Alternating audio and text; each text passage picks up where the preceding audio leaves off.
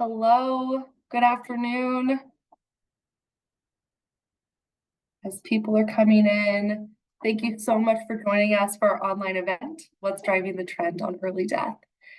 My name is Haley Aka. I'm Vice President of Operations and Strategy at the Health Policy Institute of Ohio. And just thanks again so much for joining us today. Our mission at HPIO is to advance evidence-informed policies that improve health, achieve equity, and lead to sustainable healthcare spending in Ohio. We are so grateful to our core funders who support HPIO's mission with their steadfast investments in our work. And we also want to give a special thank you to the Ohio Center of Excellence for Behavioral Health Prevention and Promotion. The center serves as a presenting sponsor for this year's forum series and was truly a partner in the planning and execution of today's event. So thank you so much to Dr. Holly Raffel, to Jen Morrill, the rest of the team at the center for their partnership in this work. I'd like to give a last thank you to the rest of our educational event series sponsors for their generous support of our events. Here's our run of show for today's webinar. I'm going to kick us off with a presentation on our latest brief on the leading causes of working age death. We're then going to have a fabulous panel conversation diving into the community programs and strategies that are being used to drive improvement across the state. We're going to have some time set aside for questions from you all, which we're really looking forward to. So please, as questions occur to you throughout today's conversation, would you go ahead and put those in the chat or in the question box here on the Zoom?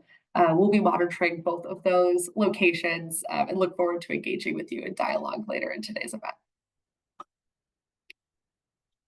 The slides and other information that's shared today will be up on the HPIO website after today's event. We'll get all that loaded up. And you'll be able to find that by heading to our website and clicking on the Events tab. All right, with that little bit of housekeeping and intro, let's jump into our content for today. Today, we are discussing the health and the well-being of Ohioans and the reason why we're seeing more Ohioans die before the age of 65. Every 2 years here at HPIO, we produce a tool called the Health Value Dashboard. The dashboard contains data on over 100 metrics that helps us create sort of a comprehensive picture of the health of Ohio compared to other states. The latest edition was released in April of this year, and I'm just going to start our conversation with a few of the findings of this document. Overall, Ohio does not perform well on health value, which is a combined measure of our performance on population health outcomes, so how healthy our population is, combined with what we're spending in our healthcare system. Here you see Ohio's rank out of the 50 states in DC for each edition of the dashboard. In the most recent edition, we ranked 44th. After doing this work over the last 10 years, the story has remained consistent. Ohioans continue to live less healthy lives and spend more on healthcare than people in most other states. There are many factors that create this challenge in Ohio. This pie chart here shows the modifiable factors that influence our health. So starting on the bottom left of this pie, we see that health behaviors, how we eat, how we move, how we treat our bodies, that amounts for about 30% of our health outcomes. In addition, we then see clinical care, access to the healthcare system, the quality of the care that we receive there impacts about 20% of our health. But then on the left, we see that 50% of the influence on our health comes from our social, economic, and physical environments. Like these are the conditions of our communities, our housing, transportation, education, employment opportunities. So many other factors that happen in the communities where we live, work, play. Let's add on top of this pie how Ohio performs in each of the health value dashboard areas. In the top right here, we see access to care. This has consistently been Ohio's best performing domain. We rank 18th in this latest edition, so in the top half of states, certainly. Access to care is critical when we're sick, when we've had an accident or injury, if we're having a baby. But we see here that while access to care is necessary, it is not sufficient in of itself for good health. These other drivers on the pie are also critically important, including everything from the quality of care that we receive in the healthcare system, to the capacity of our local health departments, to the air we breathe, the food we eat, how safe we feel walking in our communities. And Ohio doesn't rank well in some of these other areas. One place where Ohio performs particularly poorly in the latest edition of the dashboard is in measures of overall health and well-being. We rank at the bottom quarter of states on premature death and life expectancy at birth, which means that people live longer in most other states compared to Ohio. So to explore this health and well-being question a little bit further, we've done some additional analysis to understand why and how often Ohioans are dying early. This graph shows us the number of Ohioans aged 15 to 64 that died each year for the last 15 years. We call this age group working age Ohioans, right? Those Ohioans ages 15 to 64. What we see is an increase, a 32% increase in the annual number of deaths in this age group during this time frame, even with a drop-off in 2022 as we came out of the pandemic. If the annual number of deaths had remained consistent since 2007, over 66,000 fewer working age Ohioans would have died. These are the top 10 leading causes of death in 2022 for Ohioans in that working age group. We can also see here the number of deaths attributable to each cause. Just let us take a look at that for a second.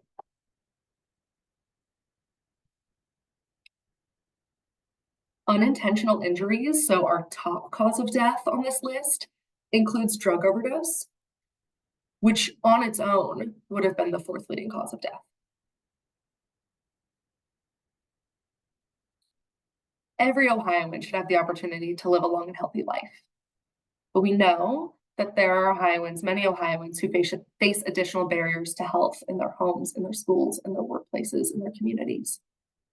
Those unhealthy conditions lead to higher rates of death for certain groups of working age Ohioans. As a result, we see here that the working age death rate was higher among Black Ohioans than both white and Hispanic Ohioans for many of these leading causes. This analysis also looked at the change in the top 10 leading causes of death from 2007 to 2022.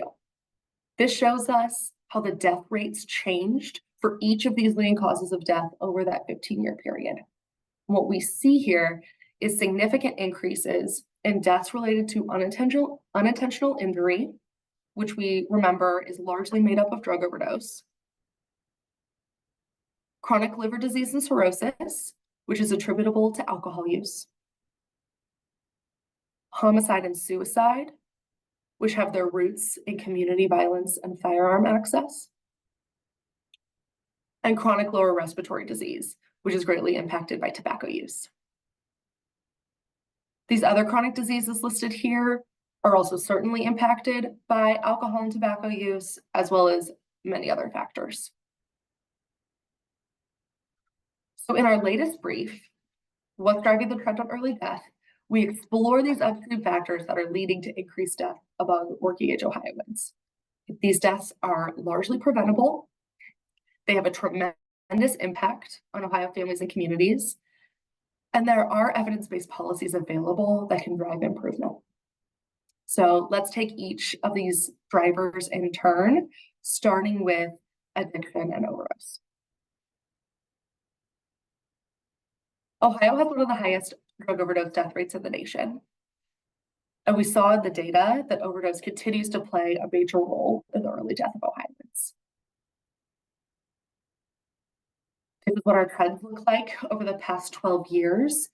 And here we see that subgroups of Ohioans are more likely to die from a drug overdose than others. This is the last 12 years, broken out by race and ethnicity. And when we follow that red line, we see that overdose deaths for Black Ohioans surpassed the rate of all other groups starting in 2019 and has just continued that increase. As you know, addressing addiction and overdose has been a core focus for state and local policymakers in Ohio truly for decades now. And there's been many successes in these efforts, including continued progress on naloxone access, affordability of medication to treat opioid use disorder. But still, our overdose rates remain high, driven by a variety of factors that highlight just really how complex and multifaceted this issue is. So here are just a few factors that we can think about: the prevalence of fentanyl and an increasingly lethal drug supply, lack of access to quality treatment and recovery services in our communities, the limited reach of effective prevention and harm reduction strategies like syringe services programs. And then this last bucket, the risk factors at the individual, family, and community level, includes so many things like mental health challenges, stigma, exposure to trauma, barriers to economic opportunity, housing instability, lack of social connectedness, experiences of racism and discrimination. A lot of factors in our community. Many of these challenges we see here on the list were exacerbated by the pandemic, increased rates during the pandemic, and we're still experiencing the effects of some of those things today. In the brief, we highlight a couple of policies that are evidence-based to reduce the overdose death rate. That includes improving access to naloxone through programs like Project Dawn through the Ohio Department of Health. There are other programs as well. We also highlight increasing drug checking by expanding syringe services programs and funding access to drug checking technology so that we can understand really how lethal our drug supply is at the moment of use. Right? So next, we'll think about community challenges related to alcohol overuse. In the dashboard, we highlight Ohio's performance on excessive drinking. This measure includes both binge drinking, which is a measure of how much you drink on a single occasion, as well as heavy drinking, which is how much you drink during the week as a whole. What we see is that Ohioans drink excessively, more than people in many other states. And we saw in our data earlier that deaths among working age Ohioans related to chronic liver disease and cirrhosis have increased significantly by 72% in the last 15 years. Those deaths are directly related to alcohol overuse, and alcohol overuse contributes to other leading causes of death on our list, like heart disease and cancer. Ohioans are purchasing a lot of liquor, more liquor than we used to, right? Increasing from 8.5 million gallons in 2000 to nearly double that at 16.8 million gallons in 2020. There are many factors that lead to alcohol overuse. We lift up 2 of them in the brief. So on the left here, we see the percent of adults who report binge drinking based on the number of days they reported experiencing poor mental health. People who said they experienced more poor mental health days also drank more. Stress, trauma, mental health challenges are all drivers of increased alcohol use, often used as a short-term coping mechanism that can lead to worsened symptoms of mental health challenges over time. Then on the right, we see binge drinking by sexual orientation. So with gay, lesbian, bisexual Ohioans, binge drinking at a higher rate than straight Ohioans. Research is clear that discrimination is a primary driver of alcohol use for people in the LGBTQ+ community. Experiences of discrimination like family rejection, bullying, harassment, gender stereotypes, these are traumatic experiences. They can negatively affect mental health, which then contributes to increased alcohol use. We elevate policies in the brief that address alcohol overuse, but we'll talk about those sort of in tandem with our tobacco use strategies. So let's move next to tobacco use. Ohio has a higher rate of adult and youth tobacco use than most other states. Here's what that looks like. In 2021, 20% of high school students reported using an e-cigarette or a vape in the past 30 days. In 2022, 17% of adults were current smokers. These rates are higher than in most other states. Tobacco use contributes to many of the leading causes of working age death, those things we saw on our original list, including cancer, heart disease, stroke, diabetes, and then certainly respiratory disease.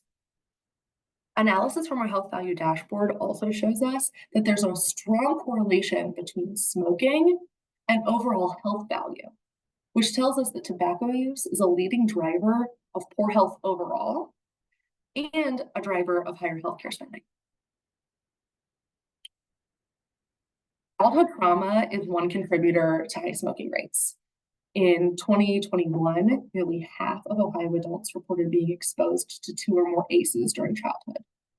ACEs, or adverse childhood experiences, are those potentially traumatic childhood events like abuse, neglect, challenging household conditions, like a household member using addictive substances or becoming incarcerated. Ohioans who have been exposed to 2 or more ACEs are almost twice as likely to report being a current smoker than people who did not experience any ACEs. We also see smoking disparities by income in Ohio. While overall smoking rates have declined generally over the past 3 decades, this has not been the case for people with the lowest incomes. So communities with lower incomes have, like we said, much higher smoking rates driven by factors like chronic and persistent stress and targeted marketing practices. So the brief elevates a few strategies again to prevent addiction to both alcohol and tobacco. That includes things like state-level retailer licensing, marketing restrictions to reduce youth use of these products, and increasing prices of these products by raising the cigarette tax and the excise tax on beer and wine, evidence-based to reduce use. Our last driver is violence and firearms. We know that this is an issue that touches too many Ohio families and communities. In 2022, 2,226 working age Ohioans died by suicide or homicide. And while Ohio ranks in the top half of states on our suicide death rate, the trend for both suicide and homicide is going in the wrong direction. Since 2007, suicide deaths in Ohio have increased by 31%. Increased access to firearms, lack of economic opportunity, and lack of access to protective factors like community and family supports are all factors in this increase. Here we see the number of suicides, how that number has changed since 2007, as well as the method used. And in particular here, we see that the use of firearms as a suicide mechanism has increased significantly by 58% over the past 15 years. Homicide deaths have also increased, peaking during the height of the pandemic and coming down a bit since then. Access to firearms is certainly a factor in this increase as well. And research has also found that systemic racism and discrimination, including unfair differences in housing, education, and wealth, are associated with increased homicide rates.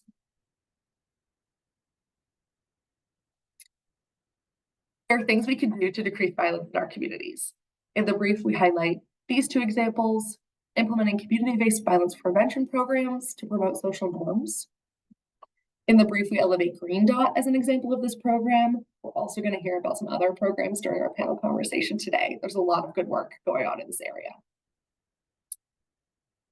We can also reduce access to lethal means, including firearms, through safe storage and mandatory waiting periods that are proven to reduce violent deaths. I'm going to leave us with one last set of policies to drive improvement. These are a few foundational strategies. There are many more things that could be done to invest in Ohio communities, but these are just a few foundational things that we know are evidence-based to improve well-being and decrease deaths across the issues that we've discussed today. So early death would be reduced if we increased neighborhood safety for affordable and quality housing,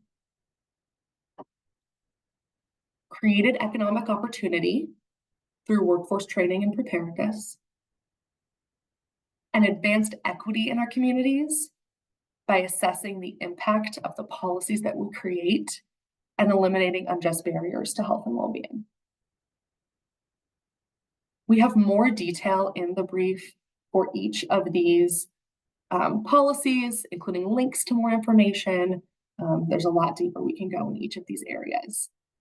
I am happy to answer any questions that we might have about the analysis that we've conducted, and I can be answering those in the chat as well throughout our conversation today. I am really looking forward to getting to our panel conversation and diving into some of these strategies a bit more. So I'll pause for a second to see if we have any questions about the analysis that we've conducted, any of this information.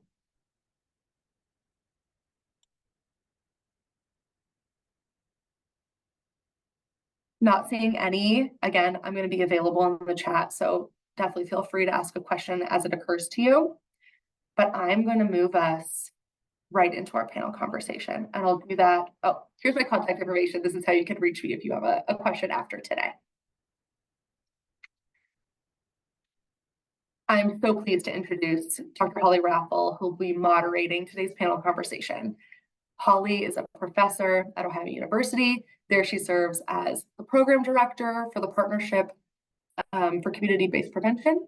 She's also the faculty director for the Ohio Center for Excellence for Behavioral Health Prevention and Promotion. Holly, Dr. Raffel is an accomplished faculty member, researcher, leader, community partner. We are so looking forward to hearing from her and the panel that she and her team have put together for us today. So thanks, Holly. Thanks for being with us. Absolutely. Good afternoon, everyone. As we begin, I would like to thank the Health Policy Institute of Ohio for inviting us to participate in this conversation on what's driving the trend on early death in Ohio. Today, I'm joined by 6 colleagues from across Ohio to showcase the work that's being done to drive improvement in the death rate among working Ohioans. As we highlight what these amazing community leaders are doing to reduce the overdose death rate, prevent addiction to tobacco and alcohol, prevent community violence, and promote investment in community, it is our goal to demonstrate the role that community readiness plays in implementing strategies that prevent and reduce harm, promote health, and invest in communities. We also hope to explain the role that health equity and cultural humility play in community engagement efforts to improve the health of Ohioans. In the interest of time, we're going to have today's panelists introduce themselves as we move through our panel. So we're going to start with reducing the overdose death rate. And today I have the pleasure of introducing you to Bridget Hoff-Sherman from the Ashtabula County Mental Health and Recovery Services Board. Bridget is here today to discuss how the board has led community efforts to reduce the overdose rate in Appalachia, Ohio. Bridget, would you please introduce yourself, your organization, and let folks know a little bit about the community you serve? Thank you, Holly. As Holly mentioned, I'm Bridget Sherman. I'm from the Ashtabula County Mental Health and Recovery Services Board, and I'm the Director of Youth and Recovery Services there. Ashtabula County is the extreme northeast corner of Ohio, and our county is the largest county in Ohio geographically. The northern third of Ohio, or of Ashtabula County, is considered a micropolitan area. We're equidistant from Cleveland, Erie, and Youngstown. And the southern 2/3 of our county is quite rural. A lot of farming communities and a much more kind of Appalachian culture is represented in our southern 2/3. Thank you so much, Bridget, for joining us. And to our audience, we're grateful to have our Master's of Social Work graduate assistant, Mackenzie Case. She's going to be dropping some links in the chat box if you want to learn a little bit more about the areas that our panelists serve. So Bridget, through HRSA grant, the board was able to implement a survey on stigma related to substance use disorder, including opioid use disorder in the community. What were some key findings from that survey around naloxones and medications for opioid use disorder, sometimes called MAT? So that survey of our community was done in the fall of 2021. And we really kind of struggled prior to that with our naloxone distribution. We had it available and we had some distribution sites. We tried to have kind of community pop-up places where we could distribute naloxone, but we just really weren't distributing much. And until that survey, it really kind of shined the light on why our community attitudes really that was impacting how we were able to get naloxone distributed. We found that there was a lot of misunderstanding. Our community didn't really understand the importance of naloxone or why it might be needed. And while they felt like it was important for some people to have in case of accidental overdose, they didn't think that it was necessary for local community organizations to have it readily available or distribute it. So there was a lot of misunderstanding and a lot of just not a lot of education happening community-wide. And we really found that helped our understanding of how we can better do some outreach and maybe we should better educate our community on the necessity of naloxone and its importance. And it really just helped us to better understand where our community was at and help us to better meet them where the community is. So Bridget, after you digested the data and found these findings and talked about them as a group, how was the board able to use that survey data to develop a community-wide strategy to reduce overdose deaths? Well, we were able to better organize the organizations in our community that were distributing naloxone. So we really brought them all together and we met regularly, and we were able to do a lot better outreach as far as meeting the community where they're at. Instead of having kind of seemingly random pop-ups, we really focused on what are the community events that are happening and how can we better reach out at those community events where the people already are, instead of making specific naloxone distribution events. We just were like, okay, well, this event is already happening. The people are already going there. We're going to distribute naloxone there. Absolutely. And you talk a lot about meeting the community where they're at. There are a lot of strategies to reduce overdose death that often require a shift in community attitudes in order to be able to successfully implement, such as use of naloxone, fentanyl test strips, needle exchange. So what strategies did the board and its partners do to increase the community's readiness for harm reduction strategies? So again, that stigma survey really did help us understand the community attitudes towards some of those other harm reduction strategies, not just naloxone use, but those fentanyl test strips, needle exchange. And I think it really, we were able to present that information to our local consortium and our other local community partners and say, here's this disconnect. There's really, and we had the empirical data to say, here is this disconnect between the community's understanding of this and what might be good strategies for harm reduction. And, you know, everybody can acknowledge that we had opioid overdoses in our community and people were dying. But it was almost like the community really didn't understand what was needed to help prevent those deaths. And so it really brought us all together as, like I said, the local consortium and other community partners. We were able to look at that data and say, okay, we need to really focus in on that messaging and bring a unified message and focus in on naloxone to start, because we knew that there were other organizations and other community attitudes that wouldn't really let us approach other harm reduction strategies right away. So we, ate the elephant one bite at a time and started with naloxone. Absolutely. And that brings me back to, high school government and that concept of incrementalism, how we move things along. And when we do move forward with any community-wide strategy, it's important to consider the culture of the community. How can our audience members open conversations about harm reduction in their communities?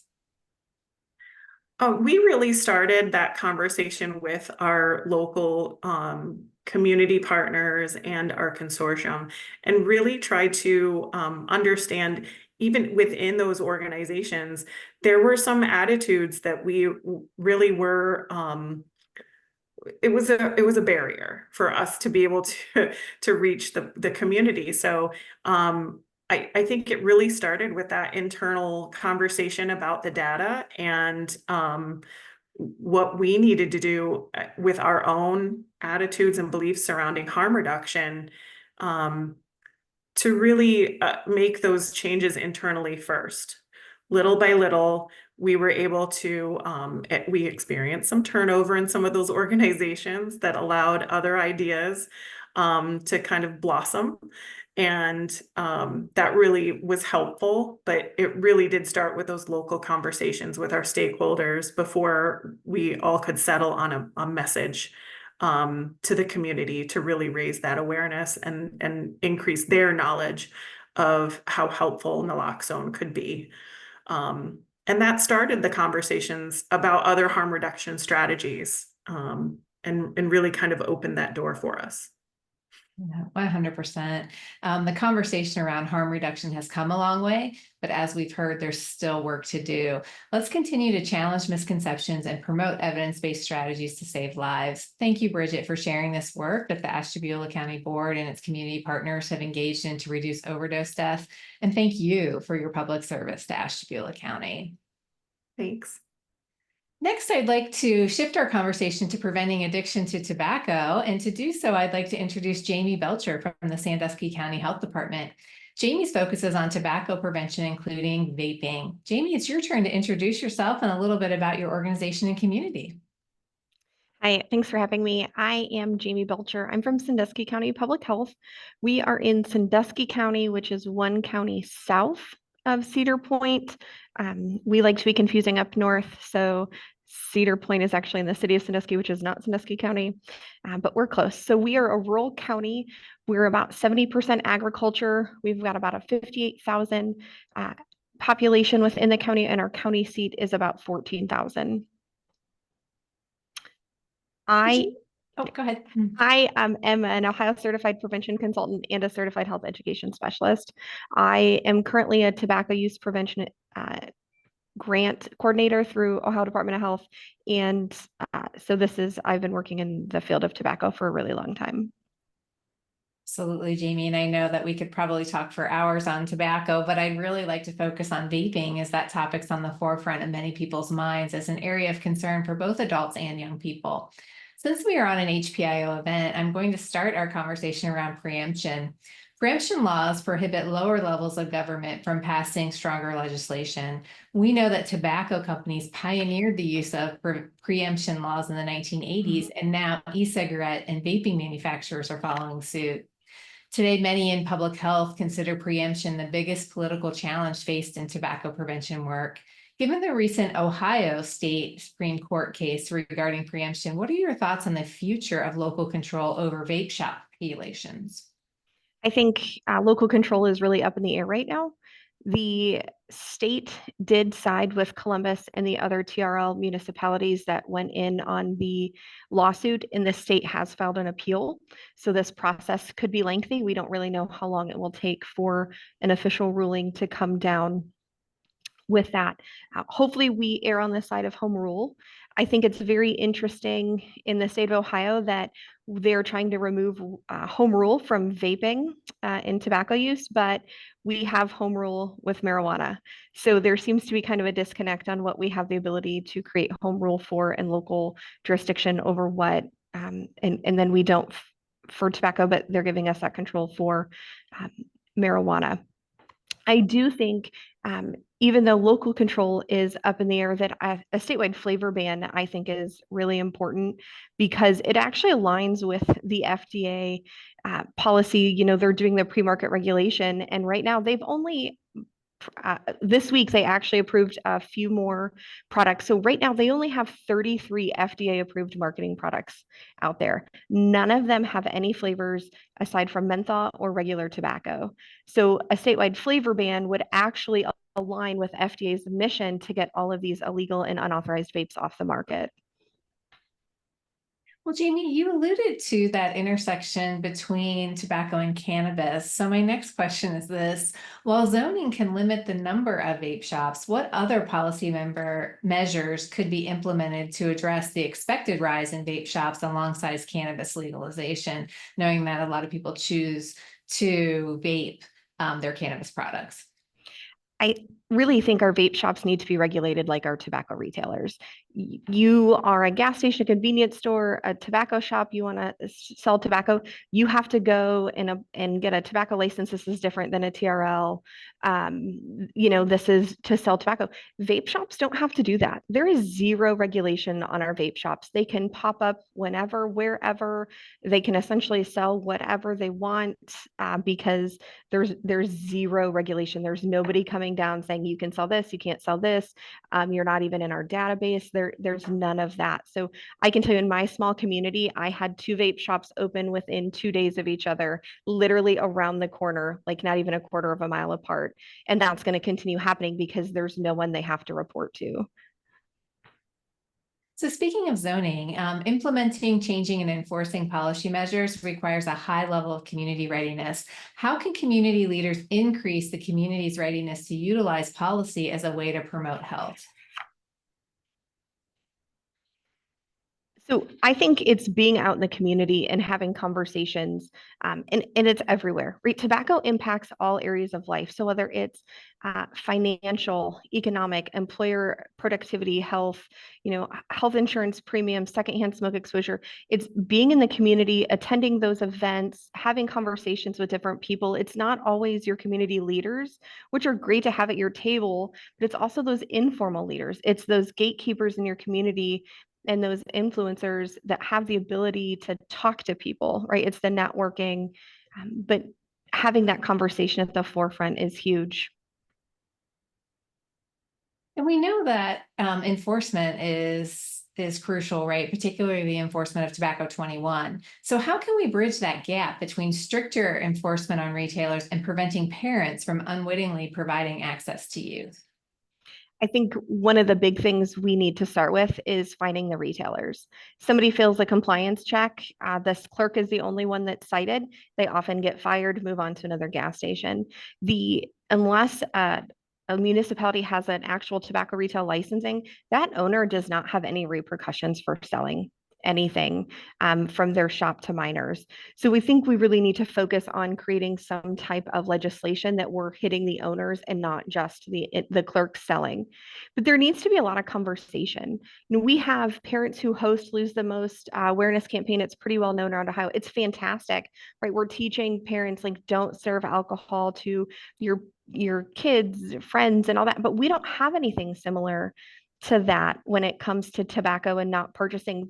According to our OES data, you know, most kids are saying they're getting their vapes from parents. They're getting their vapes from older adults, cousins, neighbors. We're not having those conversations about how illegal it is to purchase nicotine products and give them to youth more than like a WeID sign on a door, which those are great, but we really need to create awareness about what kind of problem this is, the addiction potential. The nicotine content is astronomical. Just last month, I was in a vape shop and they have devices that have 25,000 puff count. Right? That's the nicotine equivalent to about 125 packs of cigarettes in a single device. This is the stuff our youth are getting their hands on. They're being marketed that it's just water, it's harmless, it's okay. They're not getting the full effect of what's in it, how it impacts our health. And so youth need this information, but the adults need the information too. And getting that information out there to the parents is important. And one of the things that I tend to phrase to parents when I talk is, right, if you wouldn't buy your kid a pack of cigarettes, why are you buying them a vape? Right? If you wouldn't want them smoking, why are you okay with them vaping? Because that's a conversation that really needs to be had. Yeah, thank you. And thank you to all of our folks who are typing questions in the chat. We'll pick those up at the end. We want to make sure that we have enough airtime to get all of our panelists to speak, and there's plenty of time for Q&A. Jamie, in preparation for the panel, you mentioned the misconception that vaping is harm reduction. Beyond nicotine caps, which you referenced previously, what other policy measures or educational efforts could effectively combat the marketing tactics targeting youth on social media? I think they shouldn't be allowed to market on social media at all. When we were younger, we all drove by the same billboard. We all saw the same commercials. It's so different now with target marketing. I can guarantee you, I'm not going to have a vape ad pop up in my social media feed, right? I'm not in their demographic. You ask any youth and that's on social media, and you ask them, have you seen a vape ad? Every single one of them will tell you yes, because that's who they're being targeted. So their inability to be on social media, to target our youth specifically that way, but also, right, the inability to sell online. You can get vapes online in the blink of an eye. It's super easy, super fast for our kids. Technically, it's illegal to be able to buy vapes in Ohio, but there's no enforcement on that. But marketing restrictions would be huge, changing packaging, and then making sure they can't access it online. Vaping definitely presents complex policy challenges. We need to be thoughtful about regulations while also addressing the marketing tactics that target young people. On behalf of our audience, thank you, Jamie, for sharing your experience and expertise in the area of tobacco policy and control. And thank you for your public service to Sandusky County. And to our audience members, please keep the conversation going in the chat. We'll pick up those questions at the end. And for now, we're going to shift our conversation to preventing addiction to alcohol. And it is with pleasure that I introduce Barbara Adams-Marin from Talbot House, who's been working on alcohol prevention efforts in Clinton and Warren counties. Barbara, would you kindly introduce yourself and your organization and your community to our audience? Thanks, Holly. I am proud to be an Ohio certified prevention consultant, and I've been working with Talbot House Prevention Services for the past 4 years in Clinton and Warren counties. These counties are sometimes considered the hole in the donut because they're surrounded by larger communities, Cincinnati, Dayton, Columbus, and kind of get lost sometimes in the conversations. Warren County is 5 times larger in population than Clinton County, but both counties are largely rural and suburban. So there are significant differences also between the two counties because Warren County ranks much higher than Clinton when it comes to health outcomes and is much more affluent. It's definitely been a challenge to talk about alcohol as alcohol's become so normalized in our culture and integrated into daily life in so many ways. I can remember when Miller time was reserved for weekends, and now every day and any time of the day can be Miller time. And when a behavior is normalized, it's really harder to see any of the inherent or hidden risks. So it's kind of like driving a car. We don't think about that when we get in every day, but just because a behavior is legal or normal doesn't make it safe or healthy. And with alcohol, it's even more complicated. I think the nature of the substance and how it impacts our health. So our Be One of Us initiative is just finished its 3rd year. And with that Be One of Us message, we wanted to first keep the focus on adults. So we were really directing it to people over 21. We also wanted to be neutral and avoid demonizing alcohol use or promoting abstinence only messages for adults. And we recognize that alcohol use is a personal choice, but it should be an informed choice. And there are lots of misconceptions. And then there are also individual differences that define the level of risk for each person.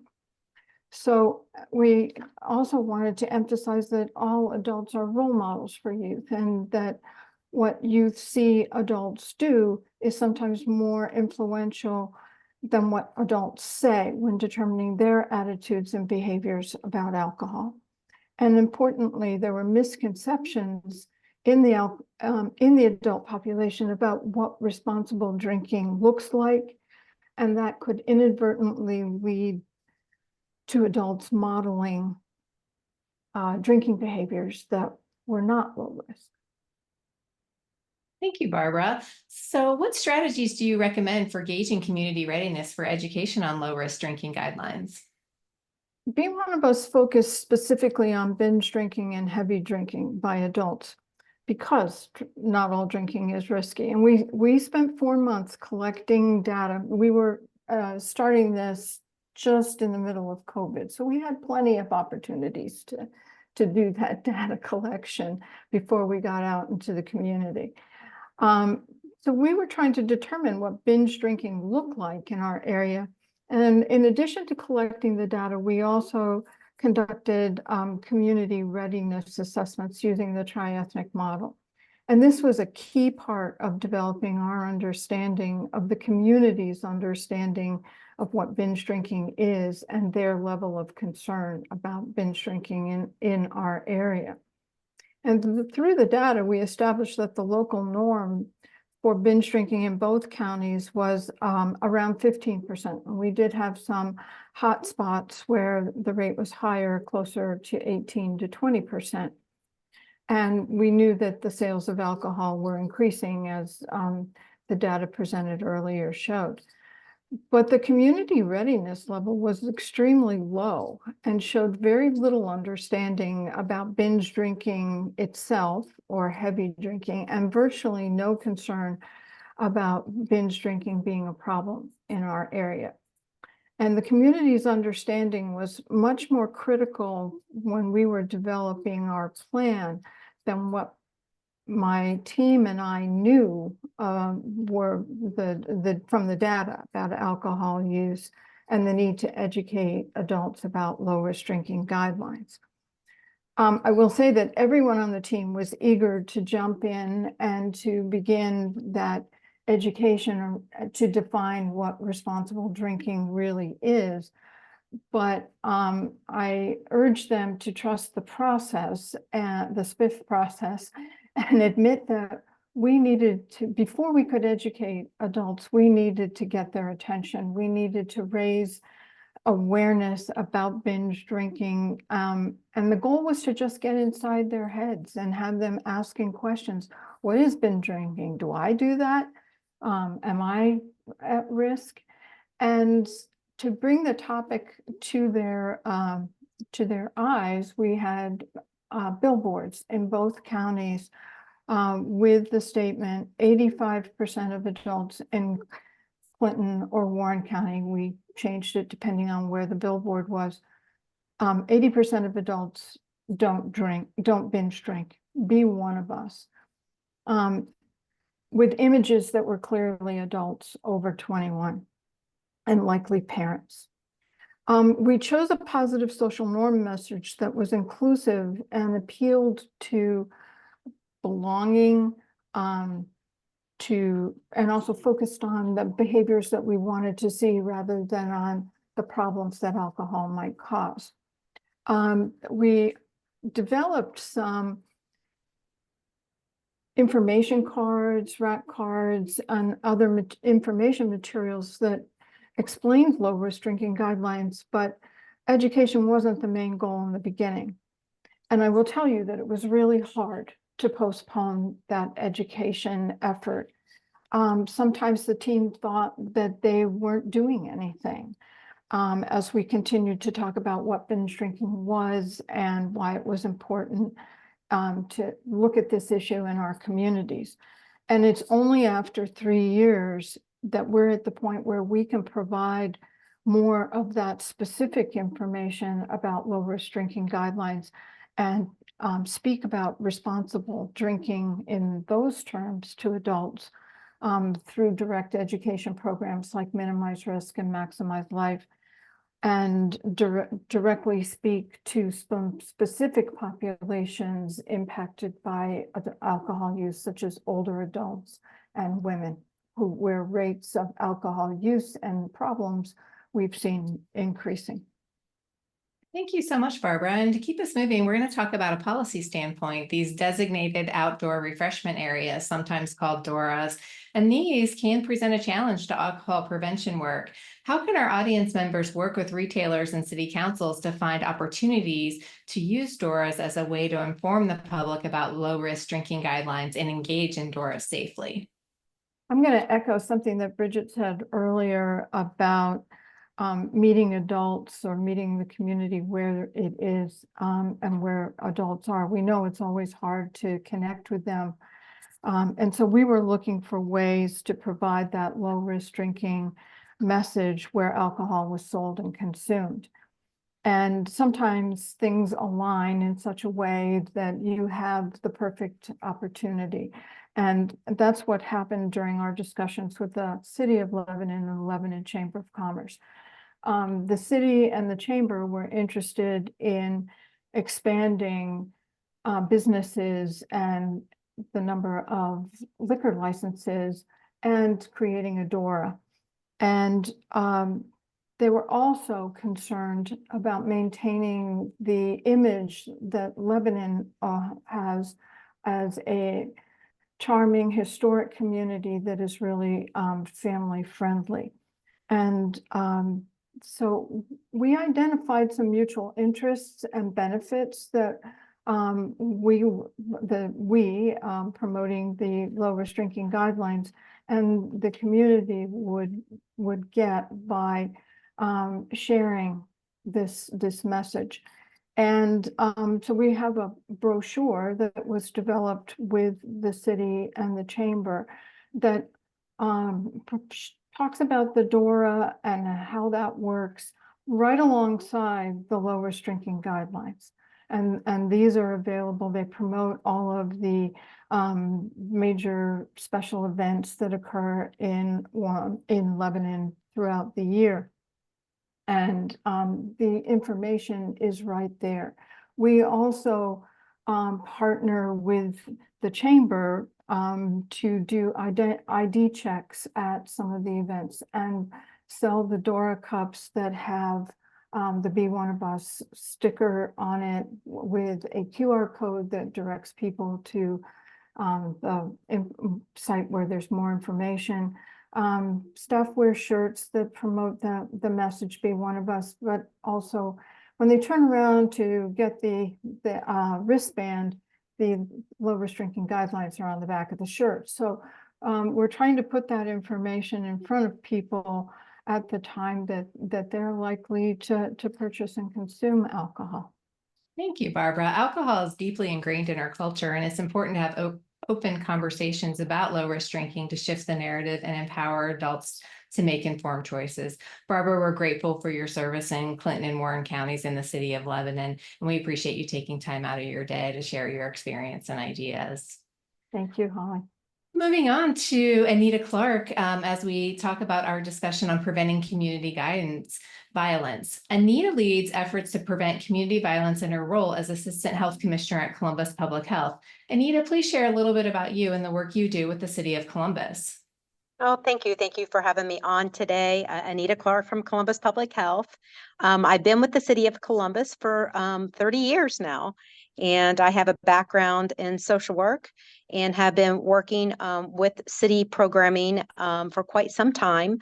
The City of Columbus provides services to close to 1 million individuals in the City of Columbus, to include environmental health services, addiction services, clinical care services, and also our neighborhood social services, which is a relatively new division that we created pretty close to when the pandemic happened. And it really started out with 5 individuals, and we've grown the neighborhood social services up to over 55 employees. And that's really centered around our anti-violence prevention and resiliency programs at Columbus Public Health. Thanks, Anita. And speaking of those anti-violence and resiliency programs, can you elaborate on how these many initiatives actually work together to create a comprehensive approach to community violence reduction? So, for example, how do your mobile crisis teams, which kind of work on the front end, interact with your VOICE program or violence outreach intervention and community engagement initiative? Yeah, happy to talk about that. Our VOICE program provides vital resources to victims of violent crimes in collaboration with our Rec and Parks program and also Grant Hospital and recently Nationwide Children's Hospital. We're really happy to collaborate with them. Our referrals really come from the hospitals on the VOICE program, but we do, in collaboration, work with our other city programs within Columbus Public Health, such as the Mobile Crisis Response Team, which really is our social workers writing with our police officers. So we're constantly sharing information to be able to provide the resources that our community needs. And I really, I continuously hear that our community is unique in every way. So you have to figure out what the community needs and the resources are. And then I can talk a little bit more later on about our other services that we provide in our anti-violence programming as well. Thank you so much. And what we know about Columbus Public Health is that it has to focus on a collaborative approach because your service area is so large. So can you share some of the examples of how you're partnering with community organizations and other agencies to implement these violence prevention initiatives? Absolutely. I think one of the first things I want to mention is really our faith-based community network. And we have a contract that we work with More Life, that is very involved as far as referring individuals into a faith-based support system for counseling. We also work very closely with our school district, and more than just Columbus City Schools too. We work with charter schools. We really look at truancy programming. We know how important it is to keep kids in school and keep them successful. And so we do that truancy programming. We work with a lot of nonprofit agencies such as Guns Down, who work with youth. And then we have some diversified counseling services that we utilize with our Care Coalition team. And then, of course, we have our Adam H partners, NetCare, North Central. It really takes all of us to do this work. Absolutely. And I want to kind of go back to you talking about understanding the community and segmenting things. So the Linden anti-violence team focuses on a specific geographic area of Linden, and then Reroute focuses on a specific age demographic, youth and young people ages 13 to 21 and their families. So can you talk briefly about these programs and why it's important to have violence prevention program that is focused on locations and also demographics? Oh, absolutely. Our Linden anti-violence team is about 2 years in conception. It's a pilot program, and we really centered this program around the 4-Point area there in the Linden community. And in 2019, we knew that the Linden was considered one of the deadly neighborhoods of Columbus. And so when you start a program like that, and we're talking prevention, it's hard to measure. And so we wanted to start it out in a pilot program in one location in Linden. And then we're really, like I said, we're in our year 2 of this program, and we need that data to support that work. And our hope is really to take this model once we know what our data is, and then move it through other neighborhoods in Columbus. And we're really engaged in that resiliency there in the Linden community, building up the neighborhood. And providing some really wonderful connections within each other within that neighborhood. A little bit about Reroute. Reroute is a collaboration with Columbus Public Health and our City Rec and Parks Department too. And we've really selected an age range of 13 to 21-year-olds. And it's really a vulnerable group. You're looking at young, 13-year-olds coming up. And then also that range of 21, where often people kind of get left off at 18. So we really wanted to look at that age group. And again, it helps us, we push this Reroute program based on data, like, who do we need to serve? How can we prevent the violence? And we really have been very proud of this program, and it's newly in conception too, with the Reroute program is the collaboration with Columbus Public Health. And that, the survey results are showing that kids that have finished the program, and we're just now graduating kids from this program, they're saying that I have less anger management issues. I know I have some goals now. I have hope. And those are some of the things that we want to see provided in this reroute program, doing a wraparound service for those young kids. Absolutely. Thank you, Anita. And looking ahead, what are some of the biggest challenges Columbus Public Health faces in sustaining and expanding its community violence reduction initiatives? And what are your hopes for the future for these programs? Oh, sure. Again, we do have wonderful programs in the city of Columbus, not only with the city of Columbus, but our partners, our stakeholders. And I think a terminology I'd like to use, and I heard it this past week, is it's a spaghetti bowl of services. And so our challenge is making sure that we kind of unravel that spaghetti bowl and we figure out who's doing what services so that we can complement each other. The mayor developed the Office of Violence Prevention last year, and it's really doing a remarkable job in pulling the services together, figuring out who's doing what, and our stakeholders what they're doing as well. And I think this is a great step forward. And then as far as challenges, and I've talked about this before, is data and how do you prove prevention services? And we need that data more than ever to figure out why are we having a reduction in homicides. And I would love, and consider our programming is having that reduction in homicides today. And so we really need to continue to look at the data and then look at all the resources and ensure that we are filling the gap, what's missing. And so also funding, how are we going to sustain the programs moving forward? And that is something that every day I think about as well. So Columbus Public Health is demonstrating a comprehensive approach to community violence reduction. The integration of social workers and targeted programs like Reroute offer hope for a safer future. Anita, thank you for your public service to the city of Columbus, and thank you for sharing the work that your health department is doing to prevent community violence. So also serving the city of Columbus and Franklin County is Mr. George Hicks. George Hicks is the executive director of Arc Builders, a nonprofit organization dedicated to building community. So as you may guess, we're in our section talking about investing in community. George, would you please introduce yourself and the work that Arc Builders is doing to invest in Columbus communities? Sure. Good afternoon, everyone. My name is George Hicks. I'm the executive director of Arc Builders, Ohio Certified Prevention Consultant. We work with BIPOC communities to help them develop their capacity to reach their behavioral health and community needs. We've been doing it for years. We do it through youth-led programs and what we have developed with our partnership with NAMI Franklin County, a BIPOC Alliance. Our hashtag, which I love, is improvement through empowerment. So, and we'll get into that as we go along. Absolutely, because in our preparation session, George, you emphasize the importance of empowering communities, especially urban ones, to build a stronger behavioral health workforce. Can you elaborate on specific strategies you've used, like with frameworks like the Youth Empowerment Conceptual Framework and the Strategic Prevention Framework to achieve this goal? Sure. As you can see, I've been doing this work for a long time. Prevention within schools, recreation centers. And one of the things that you begin to see is that we know, and even with the data in the beginning, we know that to have healthy communities, we have to have healthy individuals, families, communities, community institutes, and institutions. So for years, I'm passionate about what I do.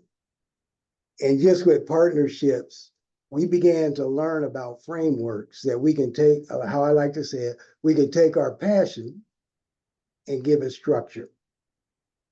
And two of those ways is the SPIF, Strategic Prevention Framework, and our Youth Empowerment Framework. So we have found that using those frameworks, we're beginning to develop behavioral health workforce. Several years ago, we had a community conversation on the south side of Columbus. Well, actually, it was all through Franklin County around mental health in our young people and what would help our young people with their mental health. And our young people said 4 things, and I won't go into them, but I'll go into one of them. First, they said we need jobs. What's going to help with our mental health? We need jobs.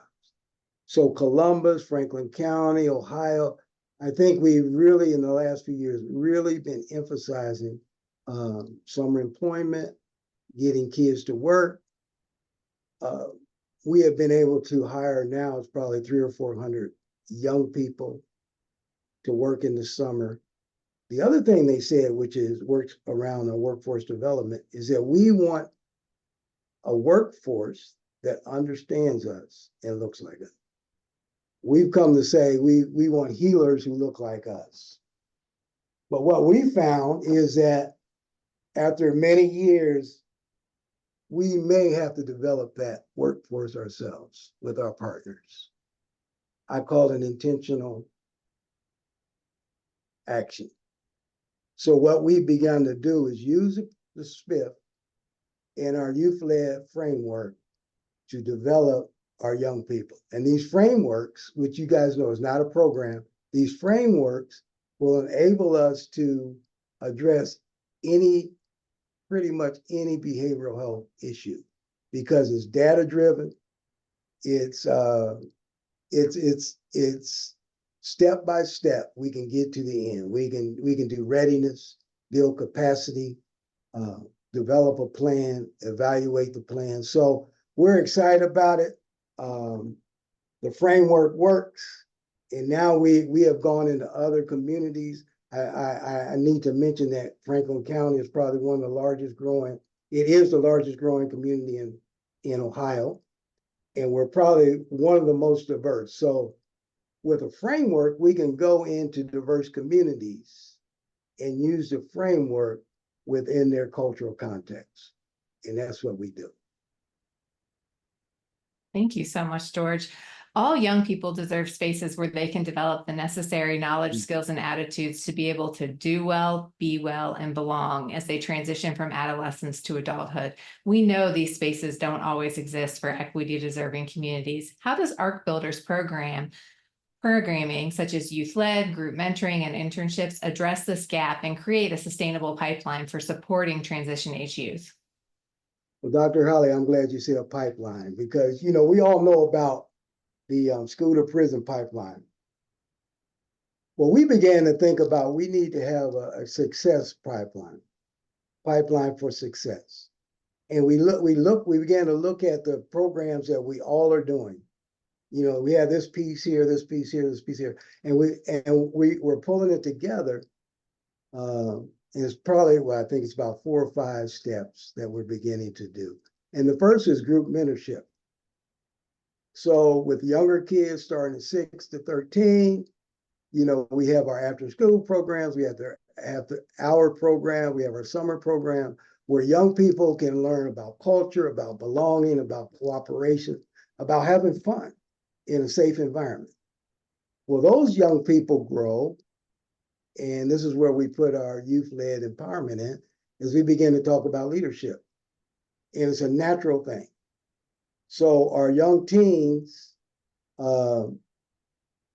go through our youth-led programming. And what we've done is those who are successful with partnerships with Columbus Health, Recreation, and Parks, they become interns in our community program. So they're developing their skills. They're developing a desire to be in a behavioral health field. From that leadership, we start talking about apprenticeship. And I think we're developing it, but it's coming. So we go to community businesses and partners and say, look, we have developed these young people. Everyone says there's a need for workforce development. We need quality people. So we can say, look, we've been working with these young people since they've been in elementary school. They've been through our leadership program. They understand the soft skills that they need, and we can work with them. Would you give them an apprenticeship opportunity, right? And then from the apprenticeship, career. and we're working on that. So we're developing this pipeline. It's working. Now we're working in different communities, and we'll talk about it. But the SPIF gave me framework. Yeah. Thank you so much, George. And, you've alluded to talking or working in different communities. Cultural responsiveness seems crucial for your success. How does ARC Builders adapt programming to meet the diverse needs of immigrant and BIPOC communities by considering their specific cultural norms and readiness levels? Do you have any success stories to illustrate this approach? Sure. First thing, let me say, the first thing working with diverse communities is, and everyone knows this, but we must listen with respect.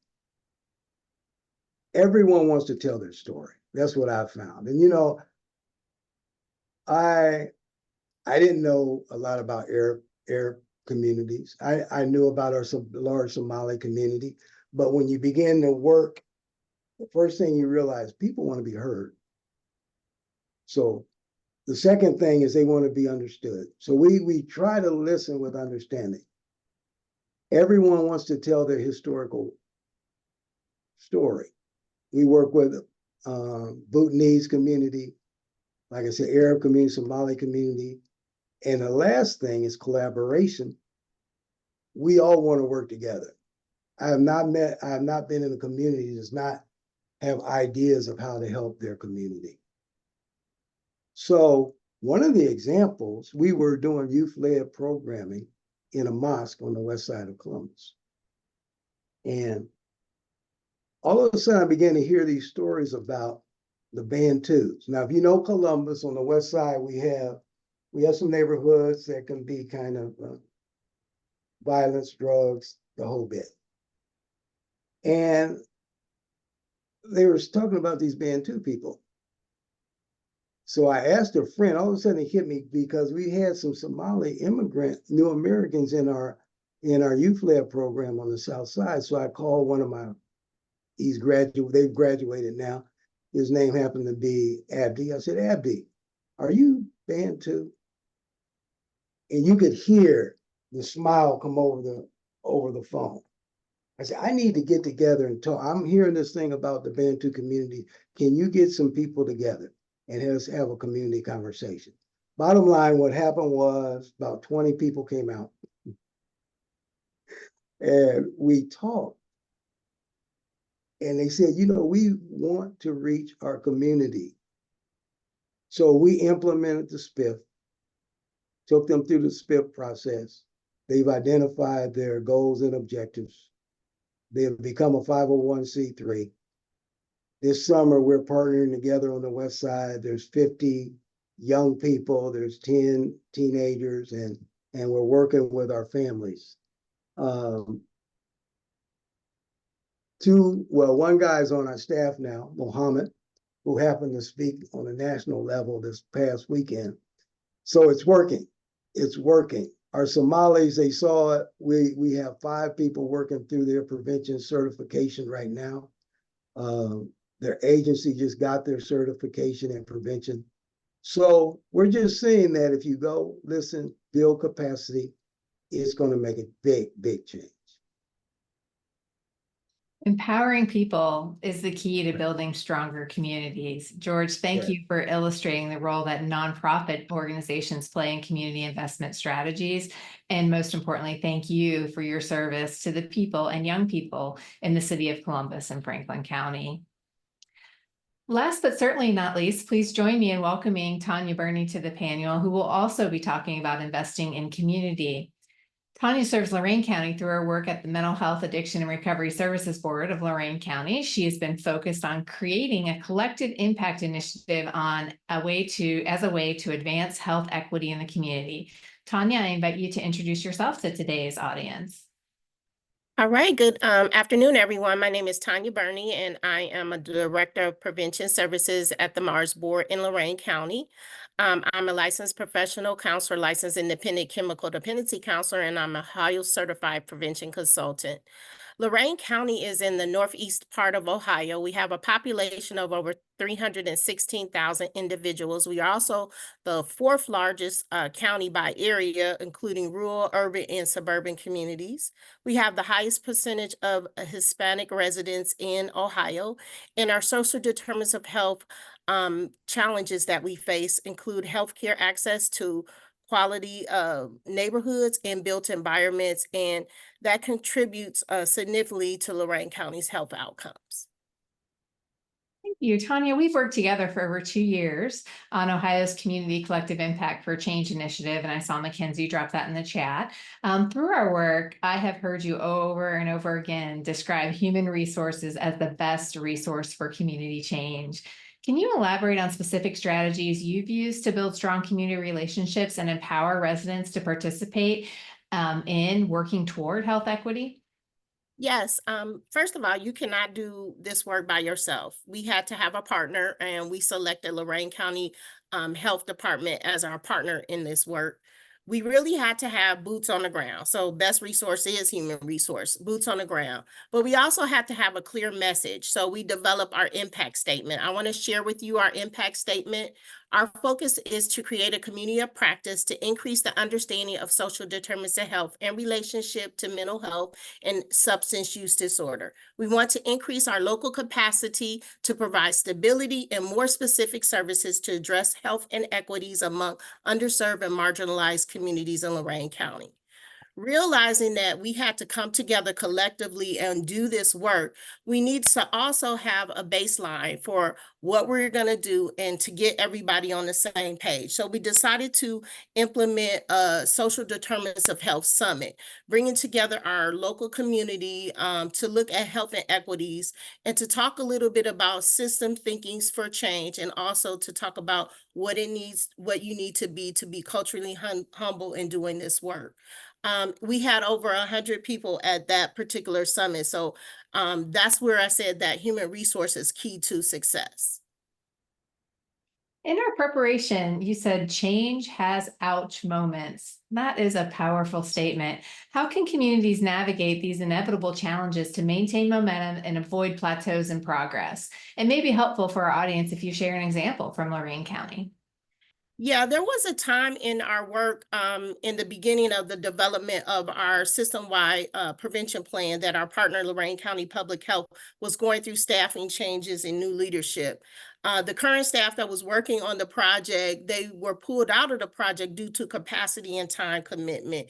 Not to mention during this time, COVID was going on. So it was a lot of stuff. Heck, at that time, I even was recovering from COVID from a tumor ordeal.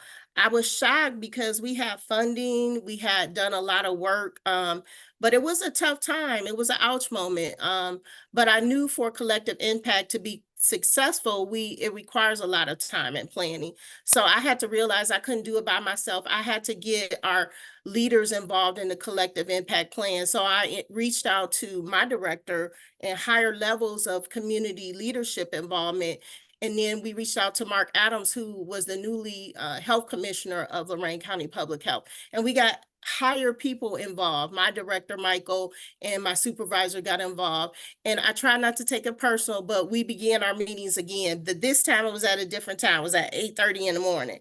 So that's why I said best resources, human resources. So we got up at 8:30 in the morning and began to plan again our bi-monthly meetings, which are now still going on. Right now we have over 9 entities, top leaders in those entities growing and evolving and working together, and to basically plan our Social Determinants of Health Summit and to continue our work on our plan to educate our community.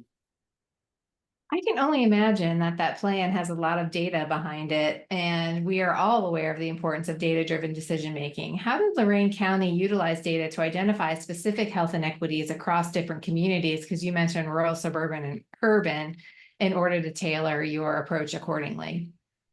In bringing together other entities, we had to realize and combine our research efforts and align 4 different plans. We had already had a lot of data available.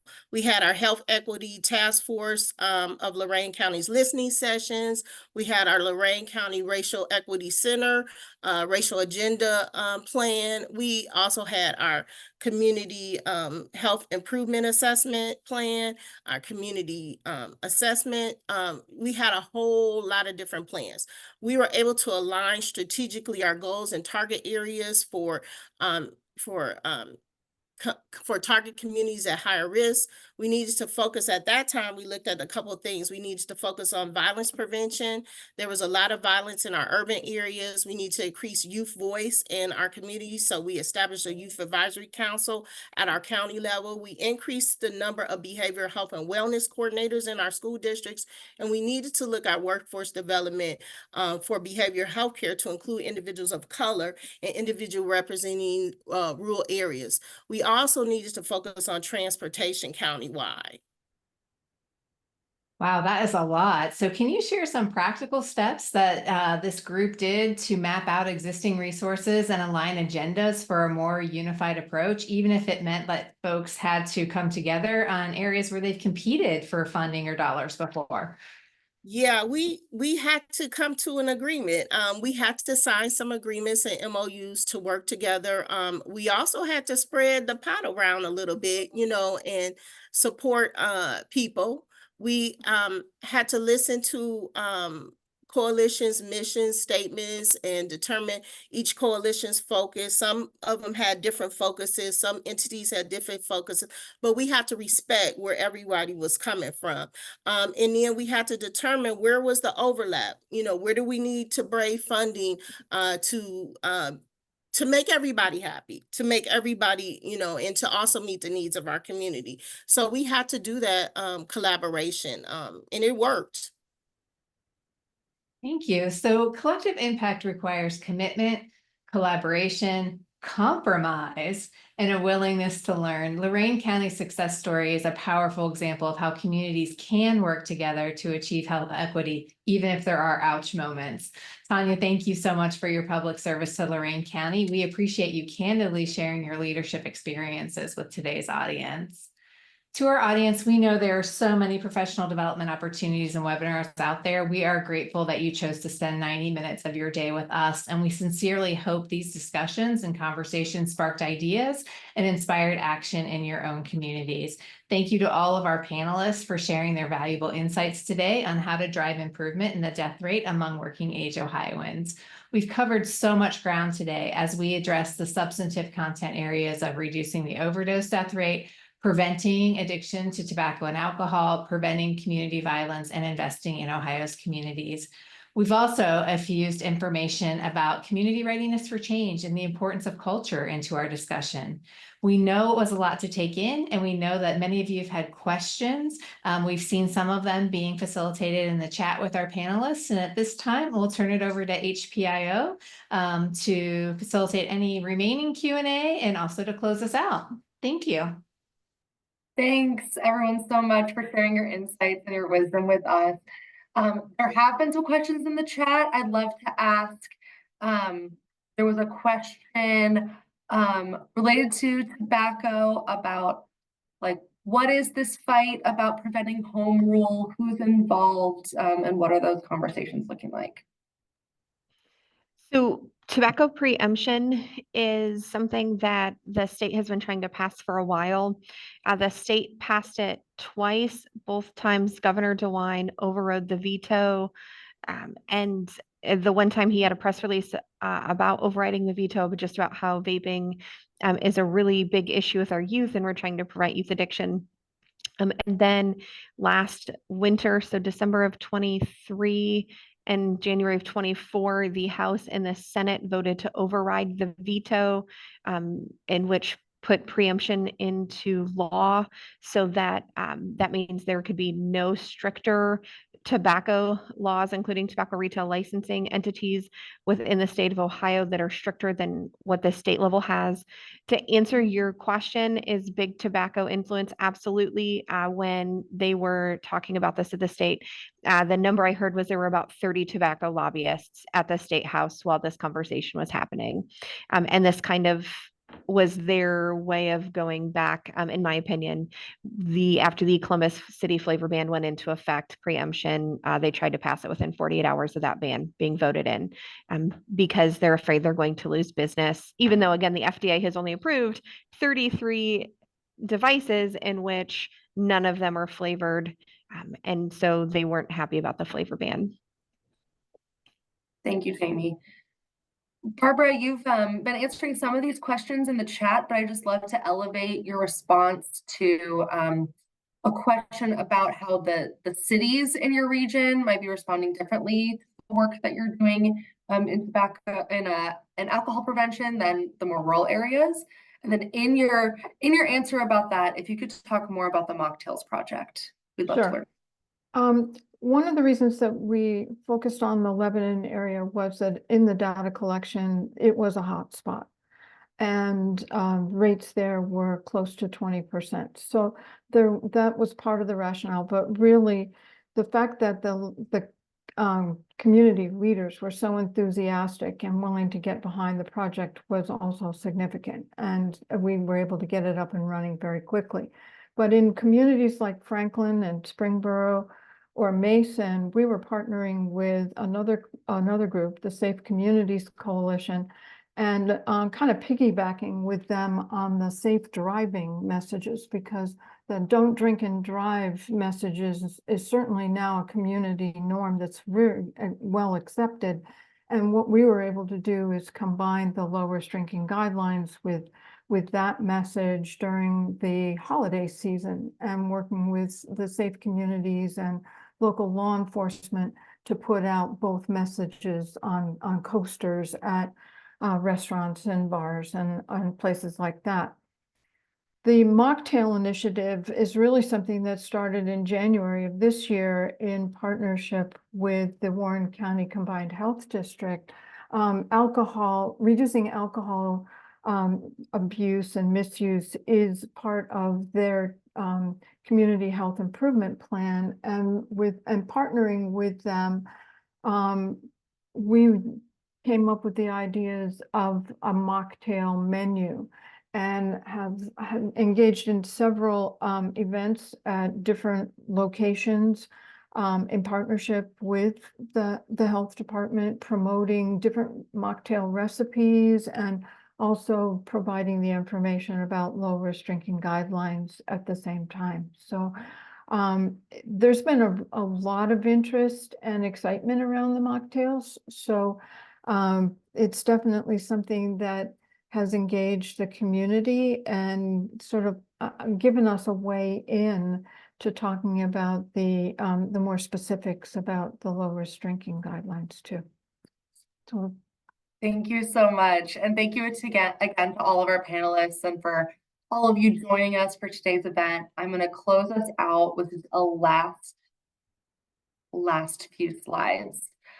We hope that this work that you've heard about today is helpful to you in your effort to influence policy and improve health. That's why we do these events, and we're so grateful that you're here. There are so many ways that you all can be involved in influencing policy and improving health and well-being in Ohio, both as a private citizen and as a representative of your organization. Here are just a few ways to do that. Take a look at this, and with these things in mind, we've got a set of poll questions that we're going to throw up for all of you.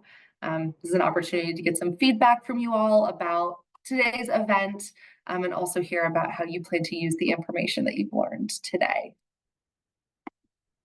You'll see that poll pop up. There's more than one question, so please do go ahead and scroll through and just take a few minutes. We so appreciate your feedback. It really does matter to us. We adjust things that we do here based on what we hear from all of you. So thank you so much again for being here and for being responsive to our questions.